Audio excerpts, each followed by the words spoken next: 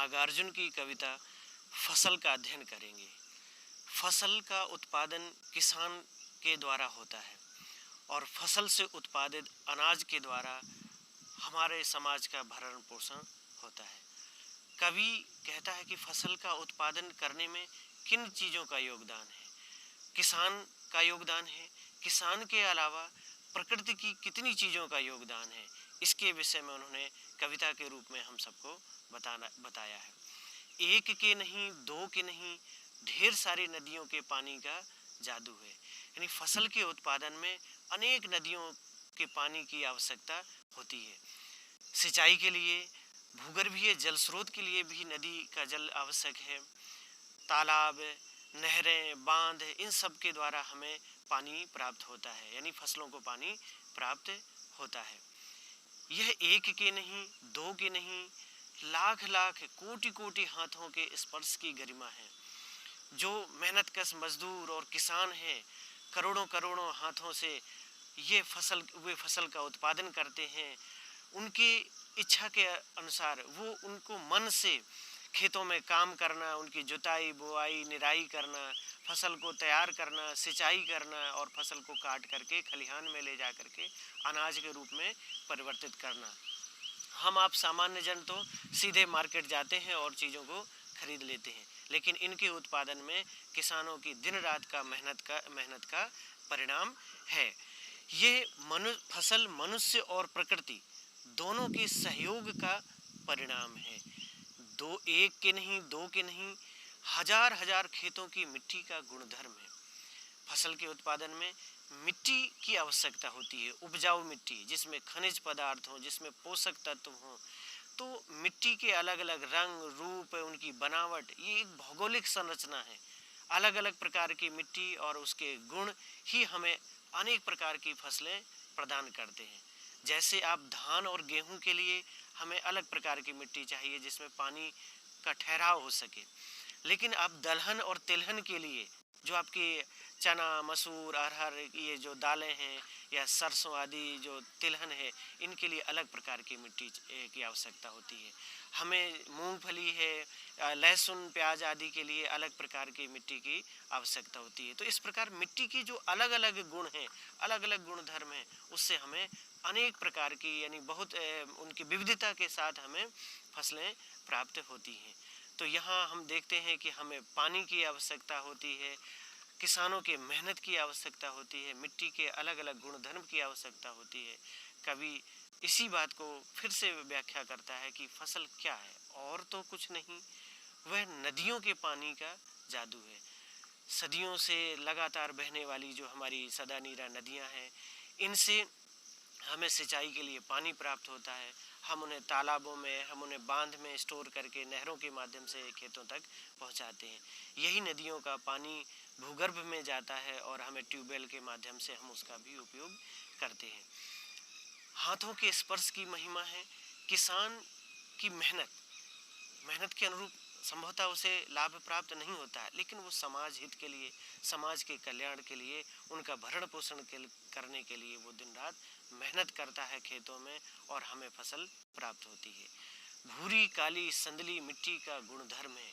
जैसा पहले भी बताया कि मिट्टी के अलग अलग प्रकार हैं, भूरे रंग की मिट्टी, काले रंग की मिट्टी, संदली, रेतीली मिट्टी। तो मिट्टी की जो विविधता है उसमें अलग अलग पोषक तत्व होते हैं, अलग अलग खनिज तत्व होते हैं, और ये हमारी फसलों के उत्पादन में मदद करती है।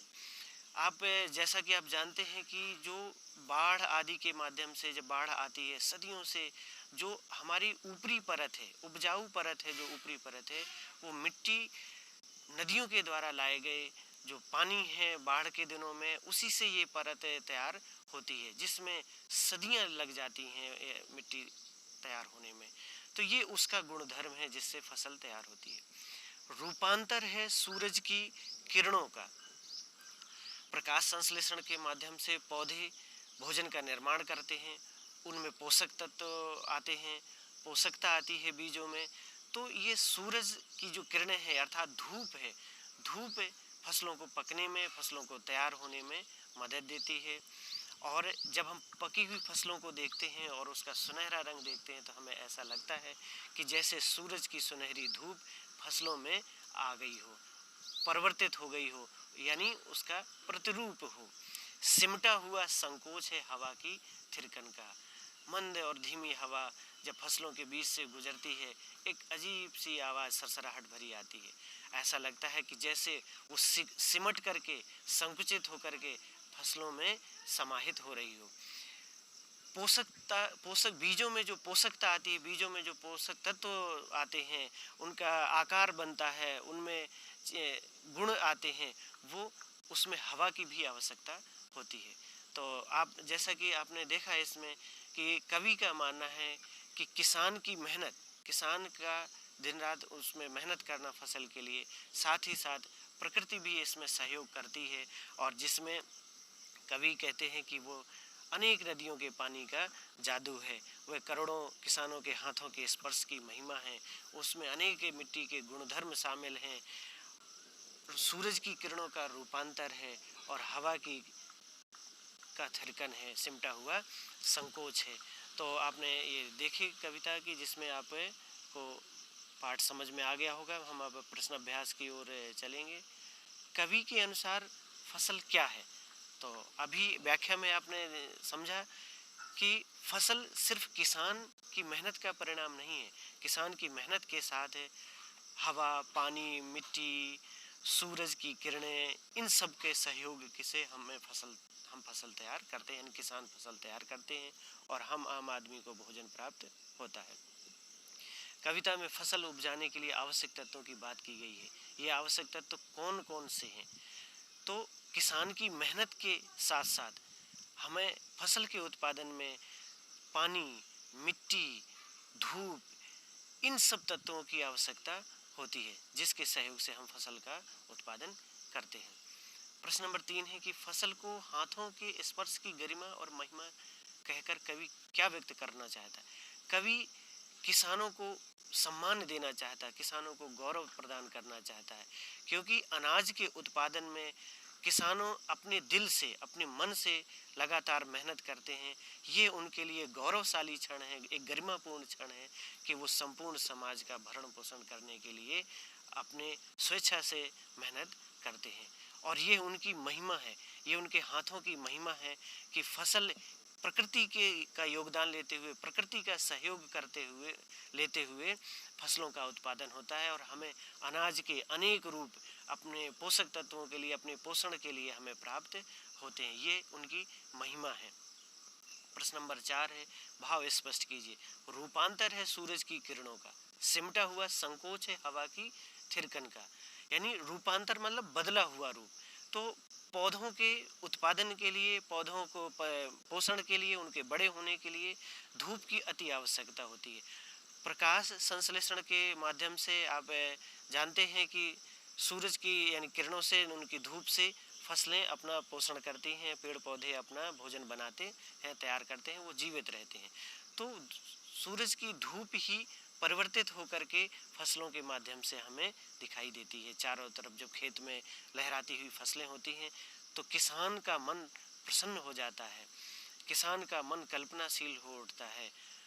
सिमटा हुआ संकोच है हवा की थिरकन का, फसलों के बीच से गुजरने वाली हवा, बहने वाली मंद हवा, वो सिमट करके उन फसलों के माध्यम से प्रकट होती है।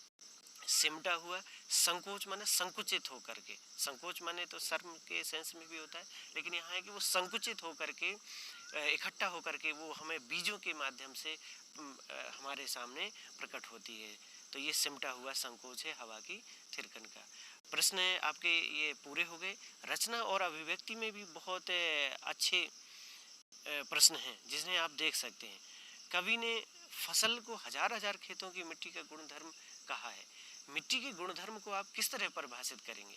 तो मिट्टी का गुणधर्म का यह है कि एक तो अलग अलग उनके रंग, अलग अलग रूप, अलग अलग बनावट, खनिज पदार्थों के कारण उनके रंग रूप बदल जाते हैं।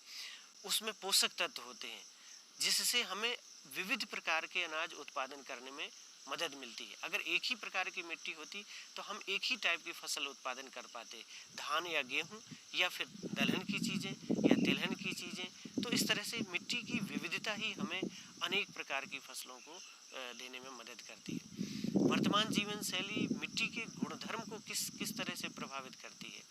जो आधुनिक हमारी जीवन शैली है उसमें हम अति उत्पादन करने के लिए कीटनाशक दवाओं का, रासायनिक खाद का प्रयोग करते हैं, जिससे मिट्टी की उपजाऊ क्षमता कम हो रही है। प्रदूषण से भी प्रभावित हो रही हैं चीज़ें। प्लास्टिक आदि की चीज़ों का प्रयोग करके हम जहाँ तहाँ फेंक देते हैं, उससे भी मिट्टी की जो परत है वो अनुपजाऊ हो जाती है, बंजर हो जाती है। पेड़ों के अत्यधिक काटने से भी अनुपजाऊ क्षेत्र यानी ऊसर क्षेत्र बढ़ रहा है। तो ये हमारा आधुनिक जीवन शैली है, इसमें हम बदलाव ला सकते हैं। हम ऑर्गेनिक खेती की ओर अब बढ़ रहे हैं। हम ऐसी चीज़ों का उत्पादन करें जिसमें भूगर्भ से पानी की मात्रा कम निकालनी पड़े। ये सारे बदलाव करके हम अपनी जीवन शैली में भी सुधार कर सकते हैं और मिट्टी की उपजाऊ क्षमता भी बढ़ा सकते हैं। है मिट्टी द्वारा अपना गुणधर्म छोड़ने की स्थिति में क्या किसी भी प्रकार के जीवन की कल्पना की जा सकती है? शायद नहीं, क्योंकि हर एक जीव को भोजन की आवश्यकता है और भोजन की प्राप्ति किसी न किसी रूप में हमें इसे उपजाऊ मिट्टी से ही प्राप्त होती है, फसलों से ही प्राप्त होती है। पेड़ पौधे भी इसी उपजाऊ मिट्टी से पोषण ग्रहण करते हैं। यदि मिट्टी अपनी उपजाऊ क्षमता यानी अपना गुणधर्म छोड़ दे तो फसलों का उत्पादन संभव नहीं होगा और जिससे भोजन की प्राप्ति नहीं होगी, जीवन यापन करना असंभव हो जाएगा और शायद हम पृथ्वी पर जीवन की कल्पना भी ना कर सकें। और हम उम्मीद करते हैं कि मानव समाज इन चीज़ों को देखते हुए अपने जीवन शैली में बदलाव लाएगा और फसलों के उत्पादन में मिट्टी की उपजाऊ क्षमता बढ़ाने में सहयोग करेगा। मिट्टी के गुणधर्म को पोषित करने में हमारी क्या भूमिका हो सकती है? जैसा कि अभी हमने कहा कि हम प्रदूषक तत्वों से बचने का प्रयास करें, प्लास्टिक आदि की चीज़ें, कचरा है, रासायनिक खादों का अधिक प्रयोग कम करें, भूगर्भ से बहुत अधिक पानी का दोहन कम करने का कर सकते हैं। हम पेड़ों को लगा करके मिट्टी के क्षरण को रोक सकते हैं, मिट्टी के कटाव को रोक सकते हैं। उसकी जो बारिश के दिनों में जो उसकी उपजाऊ लेयर है वो बह जाती है, उसको हम पेड़ पौधों को लगा करके रोक सकते हैं। और हवा की शुद्धता के लिए भी पेड़ों की आवश्यकता होती है। जब प्रदूषण कम होगा तो स्वाभाविक है कि प्राकृतिक गुणों में फसलों का उत्पादन बहुत अच्छे तरीके से होगा। तो मैं उम्मीद करता हूं कि आपको ये वीडियो पसंद आई होगी। आप इसे लाइक करें और चैनल को सब्सक्राइब करें, जिससे कि आने वाले पाठों की वीडियो आपको आसानी से मिल सके और आपके पढ़ाई में मदद मिल सके। धन्यवाद।